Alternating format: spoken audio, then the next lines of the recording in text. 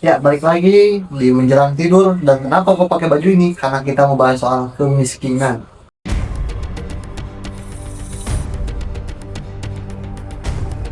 Sampah kresek, kertas sama mainan doang. Mainan doang. Iya. Sehari bisa dapat berapa, Di? Paling minimal cepet sama pego. Pernah nggak sih lu mikir seberapa keras seorang pemulung harus bekerja biar dapat mengubah nasibnya?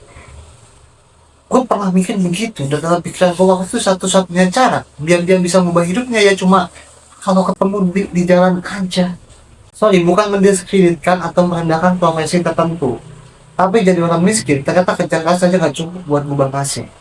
Karena mau sekeras apapun dulu kerja, kita tuh masih dibelenggu sama yang namanya pajak kemiskinan. Ini yang mau kita bahas. Pajak kemiskinan yang gue maksud bukan pajak beneran pajak pungutan negara, bukan. Pajak kemiskinan adalah istilah yang gue pakai untuk menggambarkan kondisi masyarakat miskin ketika mereka harus membayar lebih karena dipaksa oleh mekanisme pasar. Pusing kan lo? Bener pusing awalnya. The world is expensive. We all know that. But there's a dirty little secret that banks and corporations don't want to talk about. The less money you have, the more everything costs. It's called the poor tax.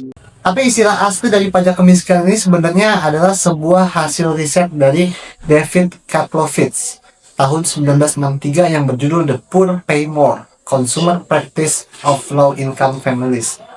Pandangan umum sebelum riset ini terbit menganggap kalau masyarakat miskin nggak mampu ngatur uang, jadi ya mereka miskin karena kebodohan mereka sendiri. Tapi setelah riset ini terbit, David Kaplowitz mengubah cara pandang itu sehingga sistem pasar lah yang memaksa masyarakat miskin harus membayar lebih dibandingkan masyarakat kelas ekonomi atas. Jadi ceritanya riset ini tuh dilakukan di permukiman padat penduduk kota besar seperti New York. Dan David Kaplowitz menemukan setidaknya dua pola utama. Yang pertama, masyarakat miskin terisolasi secara demografi dan sosial. Mereka nggak punya mobil dan mereka sulit menjangkau supermarket yang biayanya lebih murah. Nah, masalahnya toko-toko kecil di tempat masyarakat miskin ini berada, itu lebih mahal harganya. Karena apa? Sedikit sekali persaingan di sana. Monopoli jatuhnya. Yang kedua, masyarakat miskin di New York itu susah mendapatkan kredit perbankan formal. Sehingga mereka terjebak dalam kredit cicilan yang pastinya bunga jauh lebih tinggi. You have to feed a family on a tight budget. Buying in bulk at a supermarket is usually the best option, but not one available to many poor people. Even if they had the cash on hand to buy a week's worth of food in one trip, how is someone who depends on public transportation supposed to get it home? On their lap on the bus? Big food retailers, ones with enough purchasing power to offer low prices, are notorious for avoiding poor neighborhoods, and people who live in these so-called food deserts often lack the mobility to cruise around town bargain hunting. Instead, they're stuck with local convenience and corner stores whose prices are much higher. Walaupun hasil riset ini sudah dilangsungkan 63 tahun yang lalu, tapi faktanya sampai sekarang masih tetap relevan. Contoh deh yang paling sederhana. Masyarakat miskin cenderung membeli barang satuan yang jelas harganya beda dengan harga grosiran yang lebih murah, walaupun di awal tuh terkesan gede pengeluarannya.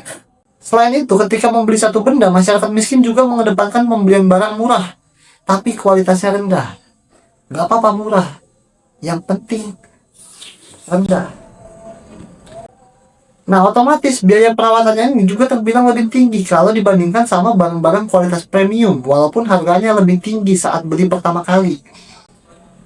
Selain itu, dari sisi pasar keuangan, masih banyak saat ini masyarakat miskin yang susah dapat kredit dari perbankan formal. Mereka justru kejebak di kredit cicilan mudah, kayak pinjol, bank keliling, yang mereka tuh nggak sadar kalau bunga yang dibebankan jauh lebih tinggi. Karena terlilit hutang pinjaman online, seorang guru taman kanak-kanak di Kota Malang diberhentikan dari sekolah. Teror penagih hutang membuatnya sempat berniat. Nah, di The Poor Pay More ini ternyata pernah diadopsi dalam sebuah novel yang ditulis oleh Terry Pratchett tahun 1993 dan muncul istilah logika sepatu Phibs. Di mana di dalam logika ini ada orang kaya yang beli sepatu harganya 1 juta, tapi awet sampai 10 tahun. Sementara si miskin beli sepatu yang cuma awet setahun, tapi harganya 150.000. Nah, nilai 10 tahun sepatu seharga 1 juta pastinya lebih kecil dibandingkan nilai 150.000, di mana dalam waktu 10 tahun si miskin harus mengeluarkan uang sejumlah 1,5 juta. Sadis. Dari video ini yang pengen kita simpulkan adalah masalah miskin itu bukan soal kecilnya pendapatan, tapi juga ada faktor struktural yang masih kita temui sampai hari ini. Gimana solusinya? Ayo kita diskusi sama-sama di kolom komentar. Thank you.